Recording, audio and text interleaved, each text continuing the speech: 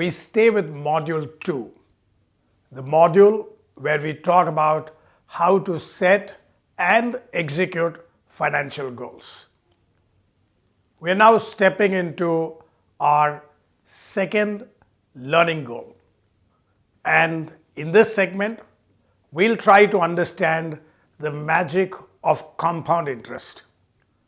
Back in school, in your arithmetic, you learned about simple interest, you learned about compound interest.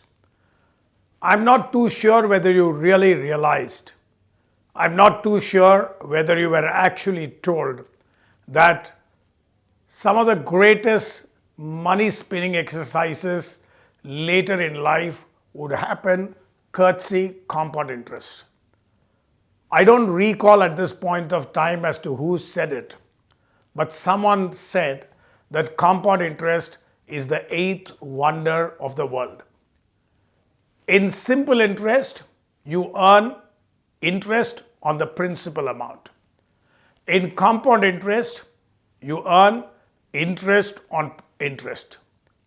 I repeat, in simple interest, you earn interest only on the principal amount.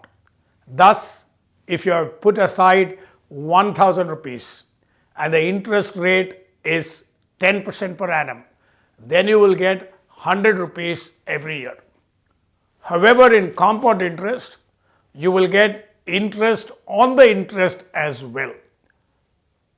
Just to jog your memory a little further, in school you learned that I is equal to P into N into R divided by 100.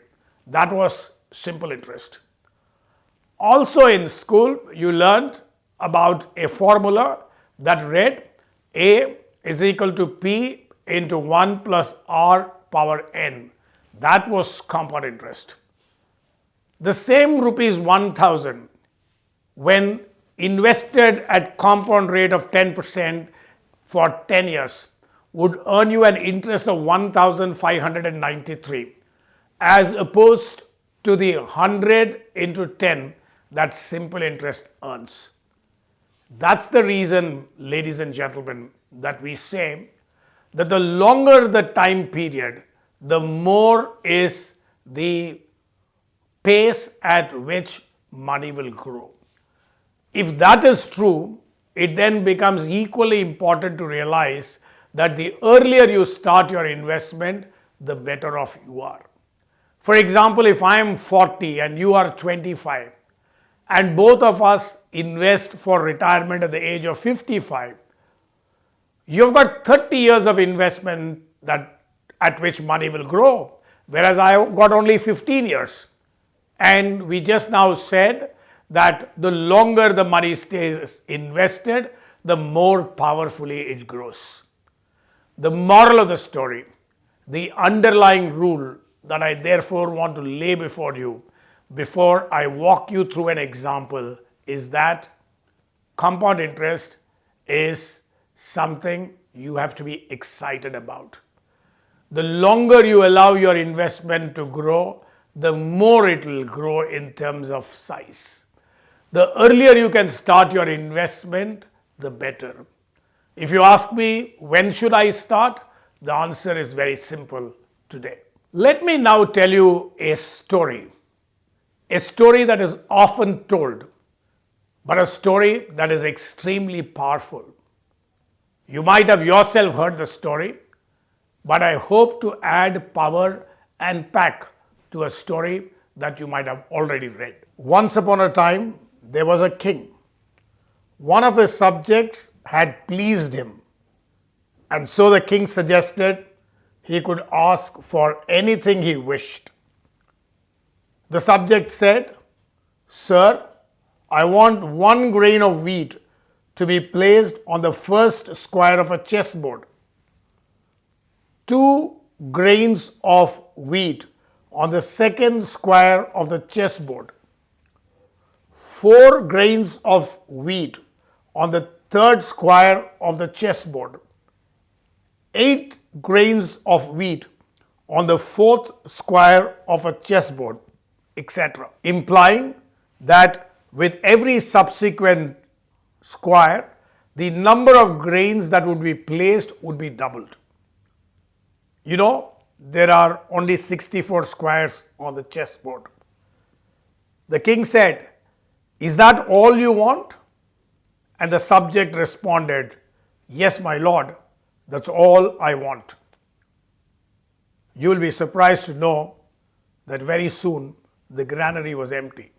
That's because with 64 squares on a chessboard, if the number of grains double on successive squares, using simple addition, the sum of grains on all 64 squares is 18, 446, 744, 073, 709, 551, 615 grains.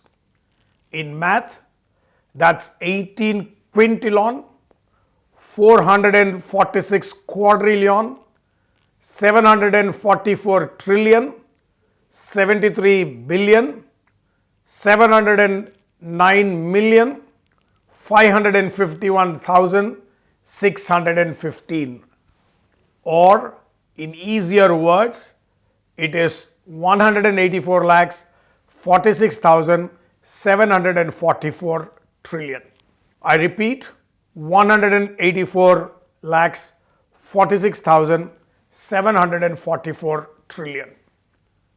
In order to place that number in some perspective, let's replace the word grain with paisa and find out how much wealth would that be. This is now 1,86,467 trillion Indian rupees. The world's GDP, as I speak this story, is $80 trillion.